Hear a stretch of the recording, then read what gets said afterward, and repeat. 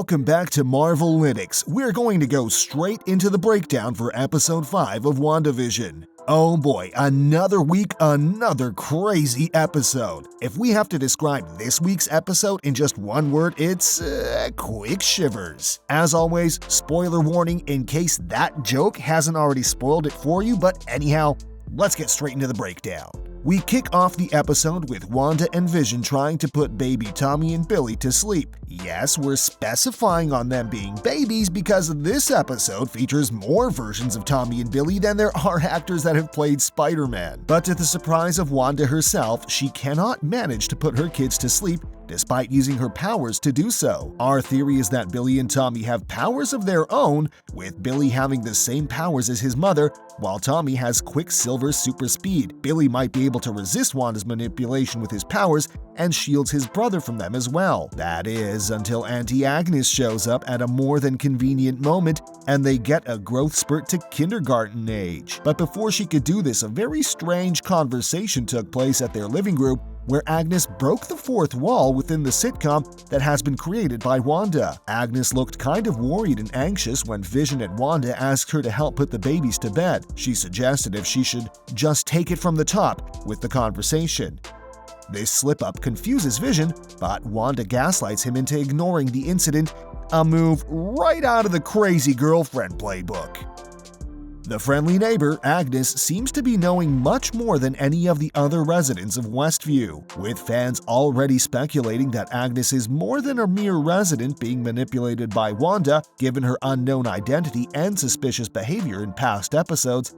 Some have also started believing that she is actually a popular comic book character who goes by the name of Agatha Harkness. Harkness is a witch in the comics, and there are quite a few reasons why that may actually be the case in WandaVision. Throughout the episode, Agnes shows up at the most convenient moments to solve problems. She even happens to wander inside the house with a dog kennel as if she just knew that Billy and Tommy, who have grown up even more, just got a new dog. But then she also happens to be the one to find little Sparky dead next to the bushes all of a sudden. I swear, if she had anything to do with the death of Sparky, I'm gonna lose it. During an exchange between her and Wanda, she also happened to say the words, "I've got some tricks under my sleeve." Now, I don't know about you guys, but to me, that sounds like something a witch would say. And of course, Jimmy Woo, but he's as pure as they come. This episode also focuses on Team S.W.O.R.D. and FBI yet again, trying to debunk the mystery of Westview once Monica returns to the outside world. Director Hayward is quick to insist that Wanda is the sole perpetrator of all the events taking place at Westview, despite Jimmy Woo's efforts of trying to see both sides of the problem. This also calls to question Hayward's true loyalties. Is he simply just a classic example of what happens when we give ignorant government officials too much power? Or is he somehow involved in all of this? In episode 4, he was more than keen to have Monica sent to discover the missing person report in Westview, despite her high qualifications. Then we saw the hexagonal pattern that has been appearing every episode pop up again in his office wall. He also stated in episode 4 that S.W.O.R.D. has been testing in matters related to AI and technology recently, which could mean that S.W.O.R.D. had secretly been conducting tests on Vision.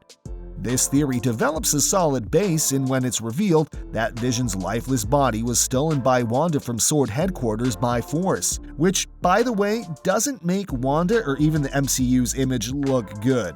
Are we really seeing Marvel go down the line of crazy mind-warping wife has sex with dead robot husband's body who she reanimated back to life? This would be a huge U-turn coming from a company that uses SpongeBob references to have Tony Stark roast his enemies. Things start to stir up by the halfway mark when the agents working outside Westview manage to gain contact with the Westview residents again.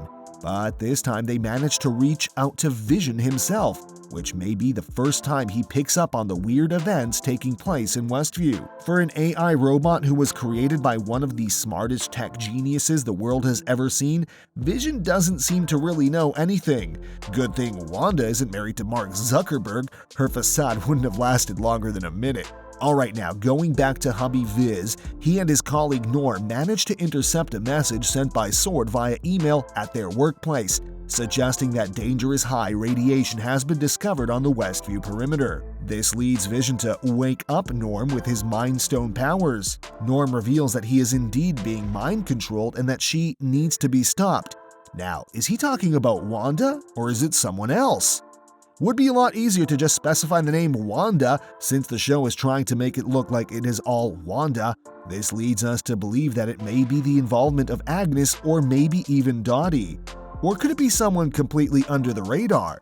Comment down below who you think may be involved. On the other side of the hex, we had the trio of Jimmy, Monica, and Darcy Lewis trying to come up with a solution for this debacle.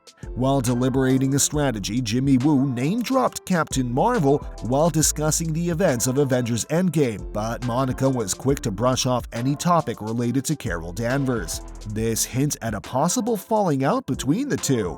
Maybe it's something about Monica's mom, the Photon. Later on, Monica realized that Wanda takes existing things and alters them to fit her imaginary time period, which means she is not just creating false realities out of nowhere, she is actually rewriting reality. Wanda turned Monica's Kevlar vest into some stylish fish pants an item Macklemore would thrift shoplift for.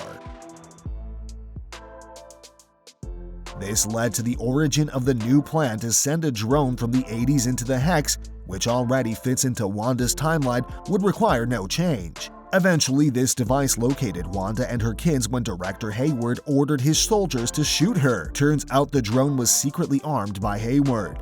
Another shady move by the director. Somebody's lining up to take the mantle of evil. But this plan eventually backfired when Wanda actually came out of the Hex surprisingly with the Thrash drone. She warned the agents to leave her alone and returned back after flexing her powers once more by mind-controlling the agents to target the director.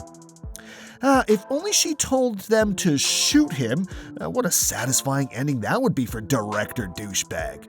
Maybe next week. This scene also happens to be a huge nod to the original X-Men movie where Magneto, Wanda's comic book father, does the same against a bunch of police officers. All the reality questioning incidents throughout the show for Vision finally climax, forming the beginning of the end for Wanda. Vision had enough of the whole charade, finally got angry and confronted Wanda about her mind controlling the whole town. Wanda first tries to play everything down, but then is forced to justify herself, claiming that all this is for them. Can only imagine how mad he's gonna be when he finds out he's dead. Before the couple could get to the crux of it, Wanda was saved by the bell yet again. She opened the main door and we were delivered with one last shock for the episode. And for the shocking ending scene, which also happens to be a personal favorite Marvel Comics universe moment, we got to see the return of Wanda's brother Pietro, but not the MCU one. It was Quicksilver who returned back for the first time since his death in Age of Ultron, but to quote Lewis, he was recasted by the man who played Quicksilver in the X-Men franchise, Evan Peters. What does this mean for the future of the show? We do know that the mutants are going to be appearing in the MCU sometime soon, but is the appearance of Evan Peters' Quicksilver a way to start off the multiverse, since Wanda states she did not bring him there? Or could it be another person who is bringing all these characters to life? This possible someone may just be the infamous comic book villain Mephisto.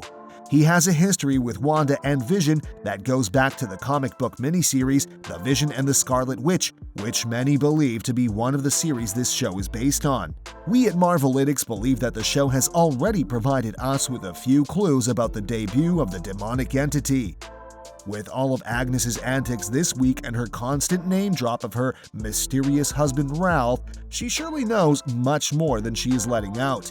In episode 2, we even heard Agnes seem to imply that Dottie was the devil, which also happens to be the name our many manipulating foe, Mephisto, goes by. Now we can only guess if this means that maybe Dottie herself is the devil, or actually works for someone who is the devil himself.